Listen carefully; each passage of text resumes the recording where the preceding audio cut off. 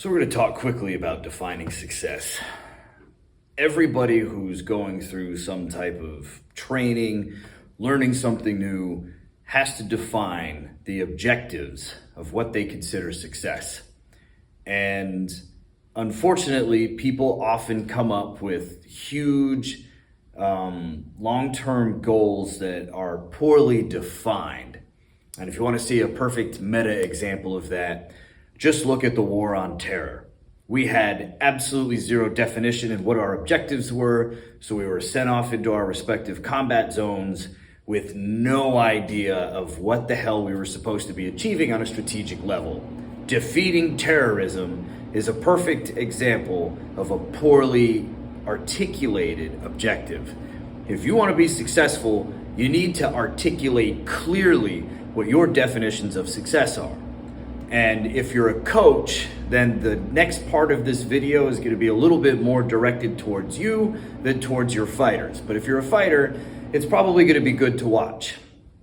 So over the next couple videos, I'm going to go over how do you define success as either a learner or as a teacher, and what are some of the ways that you could go through the process. Here, I have an example of one of the definitions of success that I've encountered: maximizing student potential.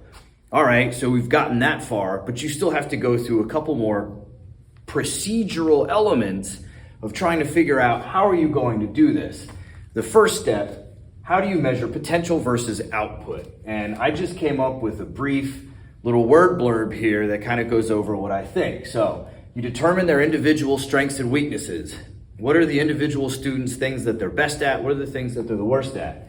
Align their potential measurement on a scale between their strengths and weaknesses. They're really good at math, they're really bad at history. All right, now you have a frame of reference for what success looks like for that student. What is their capability and capacity? What is failure? Then you determine the work effort load for their best subject. You adjust it for acumen and the quality of previous subject exposure or education.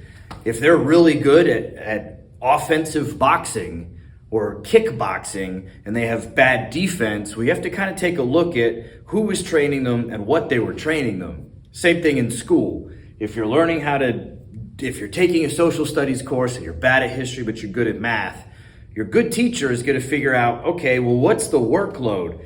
What have they done before? What are they doing now that makes them successful in math? And how can I adequately and accurately translate that into historical knowledge?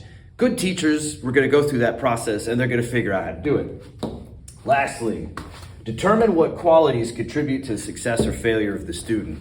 They have qualities, whether it's a passion for a certain part of math, whether it's they are an aggressive by nature fighter, right? All these things translate to each other.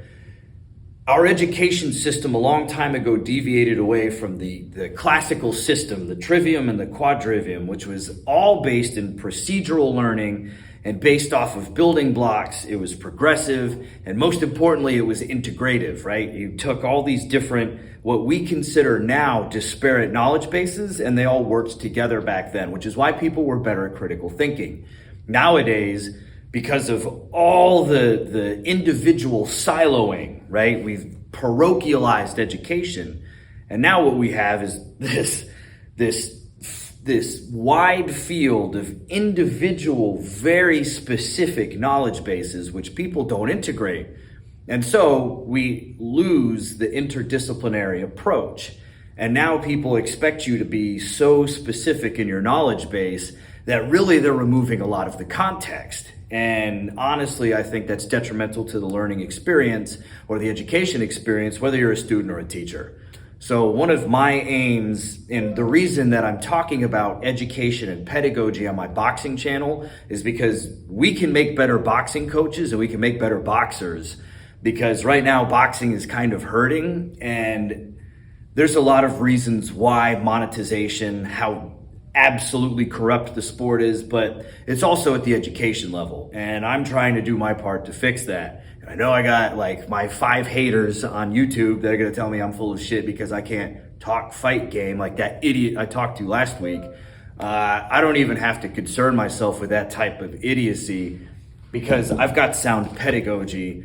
And those of you who know me know my experience. So like, those are the opinions that I care about. Anyway, so we're gonna go on this journey together because I wanna help improve the sport and I wanna help improve the understanding of the people that are in it so that people can continue doing it, especially more safely in a way that's less exploitative of the fighters.